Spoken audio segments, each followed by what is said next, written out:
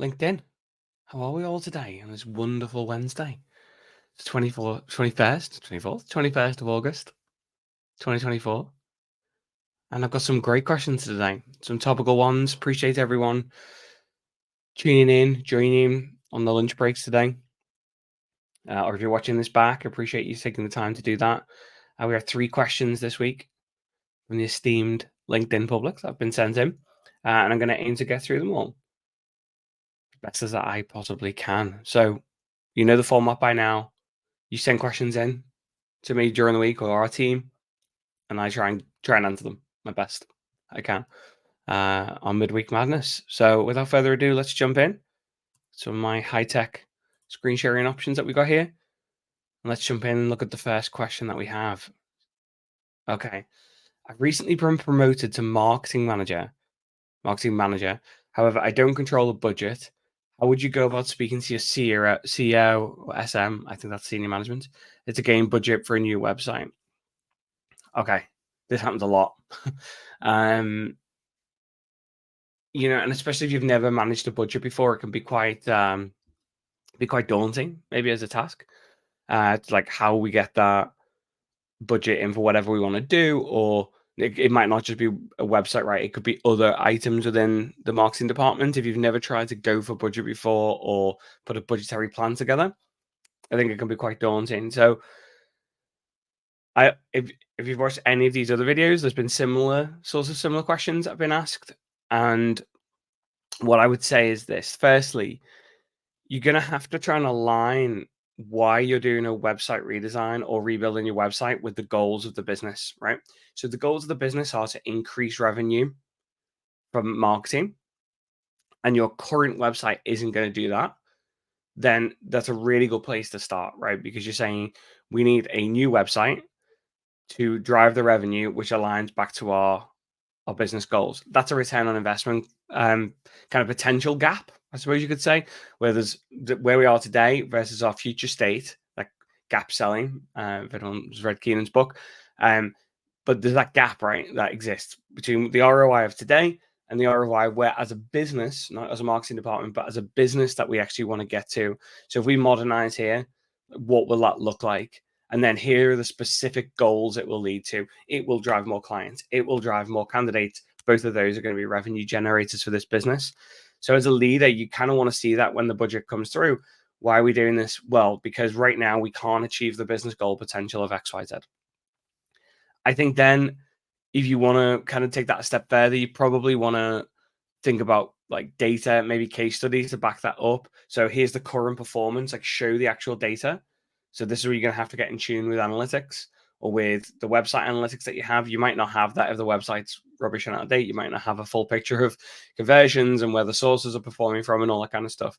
But here's our bounce rates, here's our exit rate, here's the lost potential from our existing traffic that just can't convert or doesn't convert or leaves the website. Here's what our competitors are doing now. This is what they look like. I think that's an important thing to consider as well. A lot of senior leaders, not naming names, might be ego driven at times. And actually, when you see what everyone else is doing, maybe that's going to influence people, a little bit more to kind of see that. And then if you can pull any like case studies of this company did X and it led to Y, we put loads of case studies on our website of what we do for companies. And like the growth that we've shown for them. That's a big part of our kind of marketing strategy here. And we're proud. Yeah, proud to shout about the kind of thing. Then I would definitely have a look at that type of stuff. I think for any recruitment business, when you're trying to sell this in, any decent recruitment business that cares about their industry and what they do as well, you're going to have to look at like conversion and the customer experience that they have as well. So if we bring in this website, it could improve XYZ for our candidates or for our clients. It can make them feel better about our brand when they approach it. I think that's a big one. That's not necessarily ego driven there, but it's more like how do we want to present ourselves as a business? And also I think you want to then kind of dovetails the first point, but like how, if we bring this new website, is it going to be a lead generation and conversion magnet? I think that's a key one. A lot of times, like the concept of it doing a new website, especially if you've just been promoted, because that's the question here. I've recently been promoted. I think it can feel a bit daunting, like going to your boss and being like, "Oh, thanks for the promotion. By the way, we need to drop X money, or we need to remove something that we've had for the last 3-4 years." But I think the reality is that if there's a phased approach here, which is actually we're going to launch with this as the MVP, minimum viable product. This is the initial launch, and then we're going to bolt onto this over time. We're going to build up, and time could be a month apart. That's a good way of getting buy-in, I think, and like gaining kind of budgetary buy-in, because you're like, hey, it's not too daunting. We're not changing, we're not reinventing the wheel here, with what we're trying to do. We're starting with like the essentials of what needs to be done. I think that's an important thing, and then we're going to move that all the way up to the full-fledged, all singing, all dancing kind of website approach within the next 3 months. I think that helps, and that should um like look at quick wins, I suppose. I was trying to think about that, what that would be, but you're looking at what the quick wins would be, because if you're thinking about getting new budget in and spending that money and going through a project, you kind of want to return on that quickly. There's no, it's like football management. There's no like off season. There's no time to slow down. Like, you have to have results, I think, in this business. And if you can come in straight away and say, here's some quick wins that we would look to put in place from the initial MVP, and then we're going to increase those to bigger wins over time, then I think that's a really good way of doing it. And then I guess other things you probably want to do is think about like other stakeholder engagements, like bringing other people involved that might be involved in the project, explain to them, clearly detail and roadmap. So if you've got a vendor in mind, ask them for the project plan that they would go through, like what a detailed project plan would look like. I think that's really missed by a lot of companies when they go through web builds. Is, can you just show me an example of a project plan, like a real example of a project plan, and like the timelines and what that runs to, just so I can share that back internally and kind of brief our team and prep our team for what they're going to need. I think that's a really important point. I think that's something that you should definitely be looking to do. And also, this is going to be one of those moments where you're going to have to, potentially negotiate and convince people that your way of doing things is the right way. Negotiation is a skill that all managers need to learn. And if you've recently been promoted, there's a bunch of books that you can read on this type of thing. But I'd read a couple of sales books on negotiation if you're not comfortable with it, because you're definitely going to have to say, here's our options for which vendor we move to, or here's what happens if we don't do this. This is the opportunity cost of us not doing anything. So yeah, I think that that's a really important thing. And then, if I'm thinking down the line here a little bit, providing those updates and kind of getting the buy-in. What you don't want is this like by committee website process, which I see all the time. But what you do want is, here's the regular updates about how this is what our project plan looks like. This is where we are to it. This is how it's looking. This is our designs. This is why we're doing things. Really getting that buy-in during the journey, because what you don't want is to get budget and then people feel like they're not actually on that journey with you. That's the worst thing that you can do. So if you can kind of show that and show any successes that you've had, and then when the website's live, working with your senior leaders to show the bottom line, like how much revenue it's maybe created, not generated and physically signed, because you're not responsible for placing people. But if you can show like the opportunity that it's generated, then I think that's a really cool thing. And I think that's when you build more and more trust over time with senior leaders and you put yourself in that conversation. So yeah, hopefully some of those questions help. Next question. We're a 40 consultant agency and our marketing budget is tight due to cost saving after a decent 22-23. Hear this all the time. How can we build a strong recruitment marketing strategy with a limited budget and just me in marketing? Yeah, I mean, this is a lot of businesses right now, isn't it? This is a lot of companies where they've had a good couple of years and all of a sudden I've tightened up maybe a little bit, which is fine. So the first thing I'd say is that it's not just you in marketing. It might feel like that, but it's not just you. You've got 40 consultants there. And there's 40 consultants that all have their own brand. I was on a podcast with Nitin recently, and we were talking about how sales and marketing is the same thing. Basically, it was like the TLDR of that was how salespeople are marketers and recruiters are all marketers.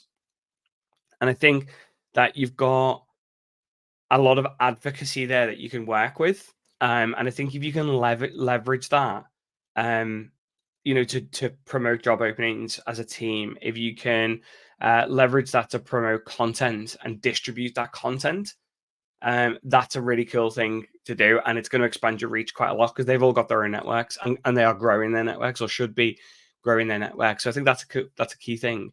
I think also they've also got the ability to create content for you as well. I know it's not always popular, that conversation, because it's like they should be selling, but there is a reality, which is that if you want to like scale it quickly, you've got 40 people there that could generate blog content, that could run a podcast. We did a breakfast focus group, like a customer group, and the amount of agencies that have got consultants that are going to new markets that are doing podcasts and bringing experts in that market on to establish themselves as thought leaders in that space, or at least as a voice in that space, is really impressive. So you've definitely got more people in you than just you. Would be the first thing that I'd say on that. If the budget is limited, naturally there are a couple of places that you want to probably focus your time. Firstly, I'd say is organic social. It's largely free. LinkedIn, even if you don't pay for recruiter licenses, or if you do pay for recruiter licenses, sharing your stories, building your networks, connecting with key influencers. Like if I think about tech, we have like ABM as an approach, like account-based marketing. Here's the dream, like 100 accounts that we want each person to get into, for an example. Well, you can still do that in recruitment. Here's our ABM list of 100 accounts. Connect with all the decision makers on that. And then when you're sharing content into those people, and there's a lot of different techniques on how to do that. But if you're tagging them in content, if you're sharing with them, if you're opening those conversations, that's a really strong way to help amplify that marketing message. And it's not just LinkedIn, right? Obviously, if you're candidate attracting, it could be Instagram, it could be Facebook, it could be X, it could be TikTok, it could be whatever, right? But if that's you need to figure out for all of your team where your buyers are located, where they review. It could be Reddit. I think that's vastly underused as a paid advertising source. It could be Google organic search or Google paid, but with limited budgets, you can do quite a lot of stuff with each of those social networks, to generate stuff. So that would be kind of the first thing that I'd say. I'm also going to say naturally that websites these days and kind of your job search and your job board area, they don't have to cost 50, 100,000 a year. In some cases they do, and that is the nature of it, but they don't have to cost that much. You should definitely invest in it, and invest in something unique, and invest in something that is for your brand, because if you've got a limited budget, you're probably and potentially looking to cut in other areas such as job board spend. And because that's going to be one of your highest areas, and maybe LinkedIn recruiter and things like that, they're going to be highest cost areas. They're going to be way higher than your website. So I would say, where can we divert money from back to our marketing strategy? Well, if we build a really good career site, like a recruitment website, and we start to focus all of our attention from our consultants through organic social back into that pot, rather than promoting other people's job boards, which have got diminishing returns anyway at the moment, and have done for a couple of years, then actually we can enhance our own website presence whilst decreasing our spend on other areas, which, again, back to that first point, that first question, we could quite easily negotiate with our senior lead as well. Look, we don't want all of the saved budget, but we'd like a proportion of everything that we save on job board spend if we can show that there is a tangible return through our own careers website, our own recruit website, through better application processes, through better search engine, through just simply driving social traffic back into that. So I'd say that that's another way to do that. Other kind of relatively cheap, if not sort of free options, is content marketing. What you can do that. So again, that's similar to what we talked about in the first part of this question, which is how can we optimize our blog content? How can we create video content, which we can then promote through the website or through social media? How could we do like industry news and ebooks and white papers? A lot of this stuff now you can actually do yourself. It used to be years ago you'd go to agencies and they'd charge like a pretty penny, and fair enough, it was worth it to do this kind of stuff. Well, actually, you can probably do a version of it yourself. Again, you've got 40 hopefully thought leaders in your own business that recruit in a certain topic every day. So yeah, I would get those people to kind of lean in, if you like, on the on that side of things. Also, like things like this, right? This is relatively free for me. But webinars, online events, those types of things, really low cost, high value. High value webinars are really high value. And if you've got that ABM list of your 40 consultants, which could be 400, 500 accounts, get those people added in to webinars that you're running about whatever it might be, something topical. So you might want to kind of search things like Buffer and BuzzSumo. There's a good tool to look at latest trends and things like that. Google Trends is another one.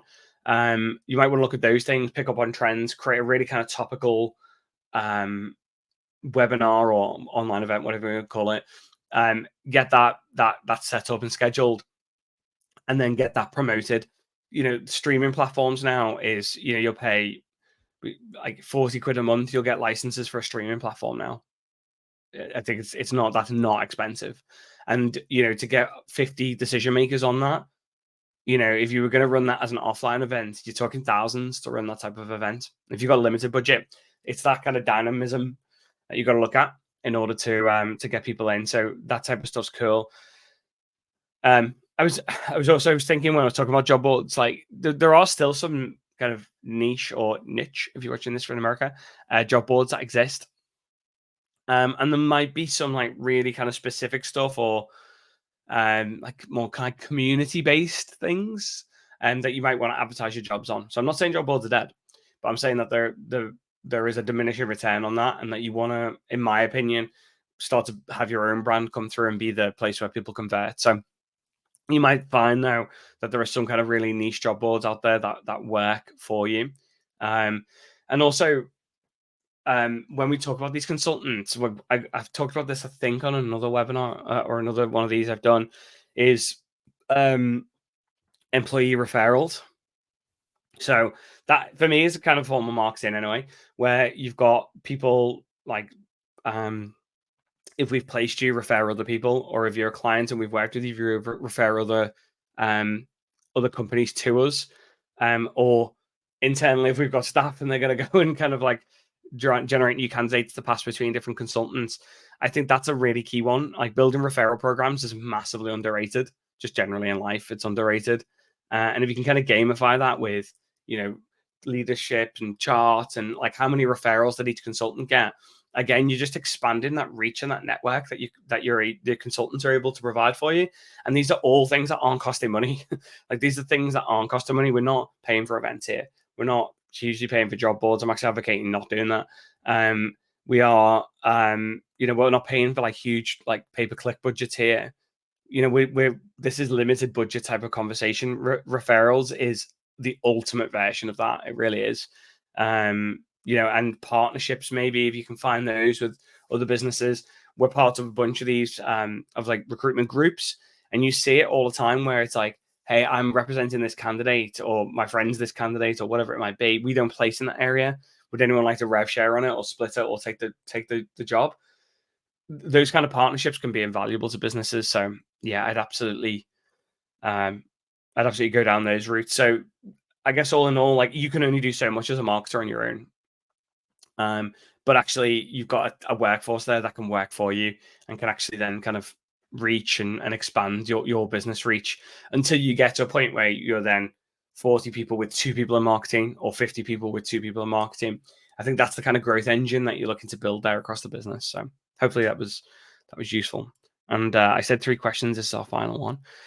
We're using automation within our CRM, Bullhorn, but I think we've become a bit robotic. What are some ways to humanize our recruitment process through marketing automation? Yeah, I mean, we've all seen this, right? Like if you check your inbox, you're probably going to see a bunch of this. Like like that personal touch is not personal necessarily anymore, or at least for the vast majority. So where would I start? Well, there's a first place, which is like personalizing your communication, right? That's the first piece. And I don't just mean saying, hi, Matt. That's what everyone says when you talk about personalizing it. They're like, oh, just put somebody's name in it. Like, I think we've gone beyond that point. Like 10 years ago, I think we got beyond that point. I think there can be a lot of other personalization that is in there. I think some airlines do this really well. Like, it's automated, but it doesn't feel that way. So if we think about things like other, maybe if we want to personalize it with like past interactions that we've had with people or with job preferences they might have signed up for. Basically, we collect a lot of information about people, don't we? And we want to like feed that back into the conversation that we have with them through our automation as much as possible. I think anyway, to make it feel a bit more natural.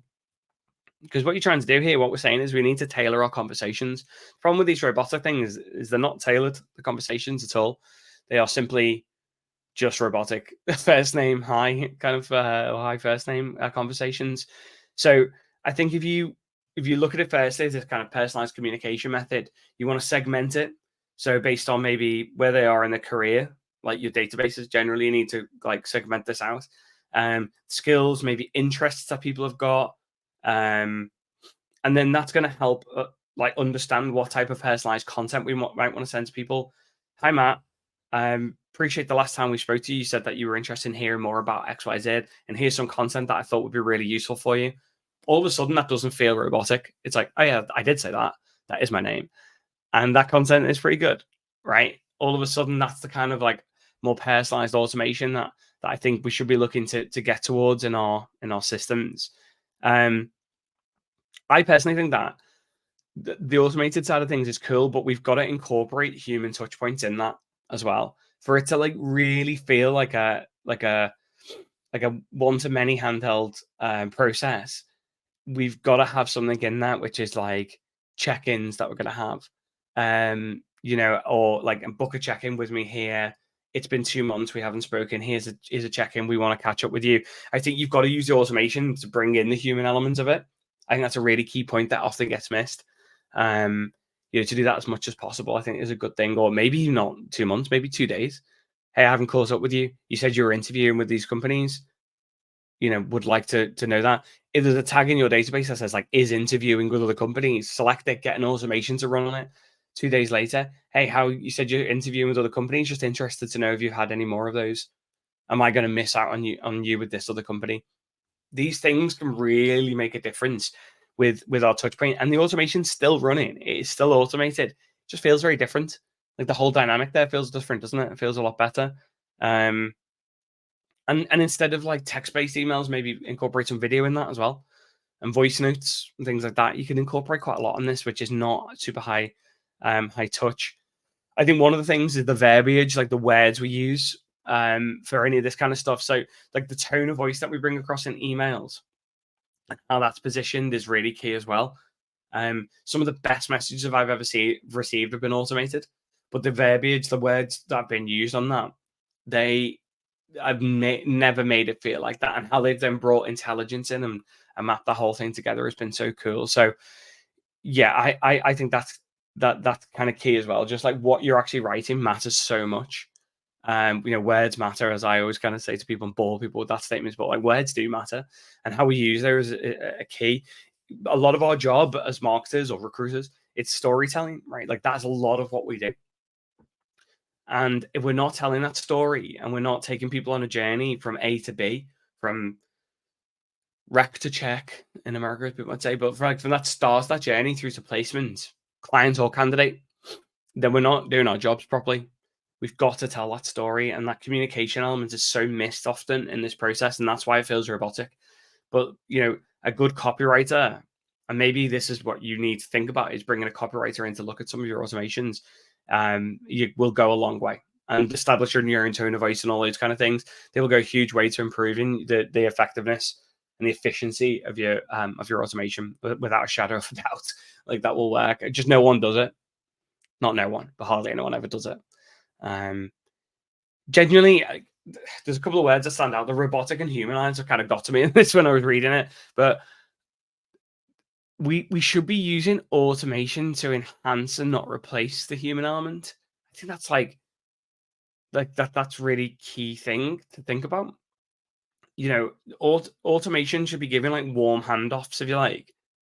I think about that in like the telephony world from a different life of mine many, many years ago, 15 plus years ago now. But you kind of want warm handoffs. There's nothing worse than just like transferring someone cold. And that's kind of like what an automation does, right? It's there to give a warm intro to the human. so that when you speak to people, actually your conversations, they'll be less awkward or it's a bit more specific. Um, it's scheduled, it's on time, it's all that kind of stuff. The automation should be doing that. Um, yeah, automation's an amazing pre-screener, and we see that now. But I think it then needs like the human follow up to say, oh hey, thanks for filling in our screener here. I've classed like chat tools in that as well as part of that automation world. Thanks for kind of taking your time to meet with our bot. I'm keen to now go over some of these and just ask you a couple of additional questions. And on those additional questions are where we might drive the additional info that then leads back into our hyper personalized approach. And then automation is absolutely flying at that point. So, yeah, I think that automation is there to enhance and not replace human efforts, like without a shadow of a doubt. Um,